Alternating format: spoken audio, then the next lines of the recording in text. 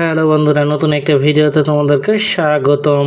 পরিণীতা ধারাবাহিকের আরও একটি নতুন পর্বে দেখা যায় যে রায়ান পারুল গ্রামের লোকদের থেকে জানতে পারে যে তোরজোর মা এখানে একা থাকে আর তার একটা ছেলেও আছে, সেটা কেউ কোনোদিন দেখেনি, এখন দেখলেও চিনতে পারবে না। এদিকে নেড়া গোয়ালে রুক্মিণীকে শাশুড়ি মা কথা শোনাতে থাকে কেননা তার কারণে মালতীর বাড়িতে ঝামেলা হয়েছে আর চঞ্চলকে পুলিশ ধরে নিয়ে গেছে।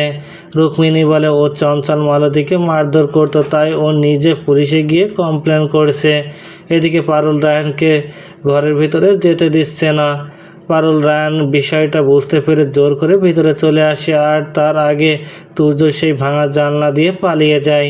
তুর্য পালিয়ে গেলে পারুল বাড়ির একটা পুরনো আলমারি খুলে দেখে সেখানে কিছু বাড়ির সব লোকের ছবি রয়েছে আর সেখানে তুর্য ছোটোবেলার আর বড়োবেলার একটা ছবি রয়েছে। সেটা দেখে চমকে ওঠে আর বলে, এটা কে মাসিমা?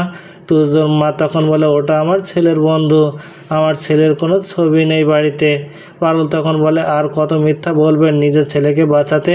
পারুল তখন সবটা খুলে বলে তখন কিভাবে শেষ হয়ে গেছে। সবটা শুনে তুর্যর মা বুঝতে পারে যে তার ছেলে যা করেছে সবটা ভুল। এদিকে তুর্য কলকাতায় ফিরে বুঝতে পারে কোনোভাবে সে এবার পারুলের থেকে বাঁচতে পারবে না। বসু পরিবারের ক্ষতি করতে হলে ওই পরিবারে ঢুকতে হবে, তাই রাখাকে ফাঁদে ফেলে বিয়ে করে বাড়িতে এসে তুর্য রাখাকে বিয়ে করেছে দেখে চমকেটে বসু বাড়ির সবাই।